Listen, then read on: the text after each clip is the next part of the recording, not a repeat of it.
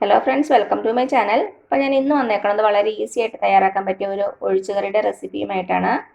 ഇത് വളരെ എളുപ്പമാണ് ഉണ്ടാക്കാൻ, അതേപോലെ തന്നെ നല്ല ടേസ്റ്റിയുമാണ്. അപ്പോൾ നമുക്കിത് എങ്ങനെ ഉണ്ടാക്കുന്നത് നോക്കിയാലോ.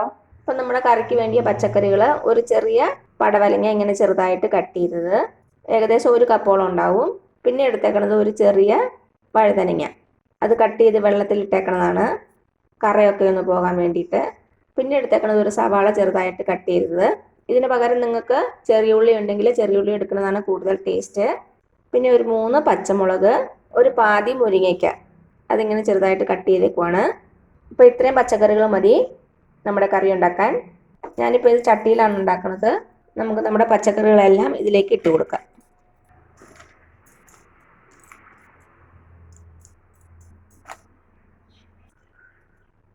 പച്ചമുളക് ഒരു 3 എണ്ണമാണ് എടുത്തേക്കുന്നത്, അത് നീളത്തിൽ കട്ട് ചെയ്തേക്കുവാണ്. ഇനി ഇതിലേക്ക് നമുക്ക് കുറച്ച് പൊടികളൊക്കെ ഒന്ന് ചേർത്ത് കൊടുക്കണം. ആദ്യം ഒരു 1/2 ടീസ്പൂൺ മഞ്ഞൾപ്പൊടി ചേർത്ത് കൊടുക്കാം. പിന്നെ ഒരു 1/2 ടീസ്പൂൺ മുളക് പൊടി. ഇത് എരിവിനനുസരിച്ച് 1/2 തൊട്ട് 1/4 വരെ എടുക്കാം. 1/2 ടീസ്പൂൺ മല്ലിപ്പൊടി. ഇനി നമ്മുടെ കറിക്ക് ആവശ്യമായിട്ടുള്ള ഉപ്പും കൂടെ ചേർത്ത് കൊടുക്കാം. കുറച്ച് കറിവേപ്പില.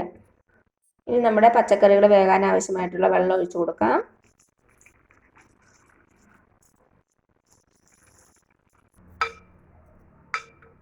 ഇപ്പോൾ ആവശ്യത്തിന് വെള്ളം ഒഴിച്ച് കൊടുത്തു. നമ്മുടെ പച്ചക്കറികളൊക്കെ മൂടിക്കിടക്കുന്ന അത്രയും വെള്ളം ഒഴിച്ച് കൊടുത്തിട്ടുണ്ട്.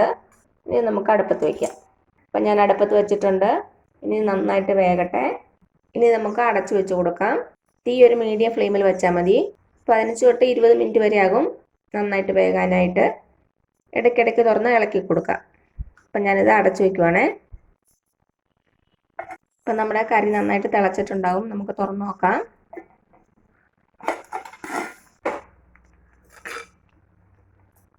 നന്നായിട്ട് തിളച്ചിട്ടുണ്ട്. ഒന്ന് ഇളക്കി കൊടുക്കാം, എന്നിട്ട് അടച്ചു വെച്ച് കൊടുക്കാം. ഇപ്പം എന്താ ഒരു 10-15 മിനിറ്റ് ആയിട്ടുണ്ട്. നമുക്ക് തുറന്ന് നോക്കാം.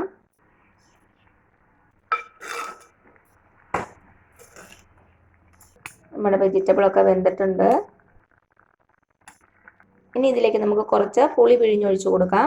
ഞാനിപ്പോൾ ഇവിടെ ഒരു ചെറിയ നെല്ലിക്ക വലുപ്പത്തിലുള്ള പുളി എടുത്തിട്ടുണ്ട്. അതൊരു 10 മിനിറ്റ് വെള്ളത്തിൽ സോക്ക് ചെയ്ത് വെച്ചേക്കുന്നതാണ്. ഇത് നമുക്ക് പിഴിഞ്ഞ് നമ്മുടെ കറിയിലേക്ക് ഒഴിച്ചു കൊടുക്കാം.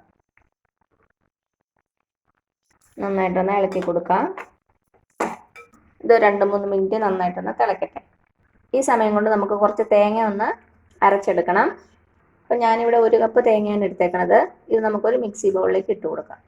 ഇതിലേക്ക് കുറച്ച് വെള്ളം ഒഴിച്ച് നമുക്കൊന്ന് അരച്ചെടുക്കാം. ഒത്തിരി വെള്ളം ഒഴിക്കരുത്, കുറച്ച് വെള്ളം ഒഴിച്ച് നല്ല മഷി പോലെ അരച്ചെടുക്കാം. അപ്പം ഞാനിത് അരച്ചെടുത്തിട്ട് വരാം. ഇതാ നന്നായിട്ട് അരച്ചിട്ടുണ്ട്. ഇനി ഇത് നമുക്ക് നമ്മുടെ കറിയിലേക്ക് ഒഴിച്ചു കൊടുക്കാം. നന്നായിട്ട് മിക്സ് ചെയ്ത് കൊടുക്കുക. മിക്സി ബൗളിലേക്ക് കുറച്ച് വെള്ളം കൂടെ ഒഴിച്ചിട്ടുണ്ട്. അപ്പോൾ അതിലുള്ള അരപ്പം കൂടെ നമുക്ക് വേസ്റ്റ് ആകാതെ കിട്ടും. നന്നായിട്ടൊന്ന് ഇളക്കി കൊടുക്കുക. ഇനി ഇത് നന്നായിട്ടൊന്ന് തിളക്കട്ടെ. ഇപ്പോൾ ചെറുതീയിൽ വെച്ചാൽ മതി. ഒരു 2-3 മിനിറ്റ് കൂടെ ഒന്ന് തിളപ്പിക്കാം. ഉപ്പും എരിവൊക്കെ ഒന്ന് ചെക്ക് ചെയ്ത് നോക്കുക. കുറവാണെങ്കിൽ ചേർത്ത് കൊടുക്കാം. എരിവ് കുറവാണെങ്കിൽ ഒരു പച്ചമുളകും കൂടെ ഒന്ന് കട്ട് ചെയ്തിട്ട് കൊടുത്താൽ മതി. ഇതാ നമ്മുടെ കറി ഒരു 2-3 മിനിറ്റ് നന്നായിട്ട് തിളച്ചിട്ടുണ്ട്. ഇത്രയും മതിയാകും. നമുക്ക് ഇതിലേക്കൊന്ന് വറുത്തിടണം. ഇപ്പം എന്താ ഞാനൊരു ചീനച്ചട്ടി വെച്ചിട്ടുണ്ട്. ഒന്ന് ചൂടായിട്ട് വരട്ടെ. നമ്മുടെ ചീനച്ചട്ടി ചൂടായിട്ടുണ്ട്. ഇതിലേക്ക് വെളിച്ചെണ്ണ ഒഴിച്ചു കൊടുക്കാം. നാടൻ കറിയായ കാരണം വെളിച്ചെണ്ണ തന്നെ യൂസ് ചെയ്യുന്നതാണ് നല്ലത്. എണ്ണ ചൂടായിട്ട് വരുമ്പോൾ 1 ടീസ്പൂൺ കടുക് ഇട്ട് കൊടുക്കാം. കടുക് പൊട്ടിയിട്ടുണ്ട്. ഇതിലേക്ക് ഒരു 3 ചെറിയുള്ളി ചെറുതായിട്ട് കട്ട് ചെയ്തത്. നമ്മുടെ ചെറിയുള്ളി ചെറുതായിട്ടൊരു ഗോൾഡൻ കളർ ആകണം. ഇതിലേക്ക് 2 വറ്റൽമുളക് ഇട്ട് കൊടുക്കാം. കുറച്ച് കറിവേപ്പില. ഇനി നമുക്ക് നമ്മുടെ കറിയിലേക്ക് ഒഴിച്ചു കൊടുക്കാം. നന്നായിട്ടൊന്ന് മിക്സ് ചെയ്ത് കൊടുക്കുക. അപ്പോൾ ഇത്രയേ ഉള്ളൂ. നല്ല ഈസി അല്ലേ ഉണ്ടാക്കാൻ. അതേപോലെ തന്നെ നല്ല ടേസ്റ്റിയുമാണ്. ചോറിൻ്റെ കൂടെ നല്ലൊരു കോമ്പിനേഷനാണ്. എല്ലാവരും ഒന്ന് ട്രൈ ചെയ്ത് നോക്കണേ. എന്നിട്ട് അഭിപ്രായങ്ങളൊന്നും അറിയിക്കാൻ മറക്കരുത്. അപ്പോൾ നിങ്ങൾക്ക് വീഡിയോ ഇഷ്ടമായാലും താഴെ കാണുന്ന ചുമന്ന സബ്സ്ക്രൈബ് ബട്ടണിൽ ഒന്ന് പ്രസ് ചെയ്ത് സപ്പോർട്ട് ചെയ്യണേ.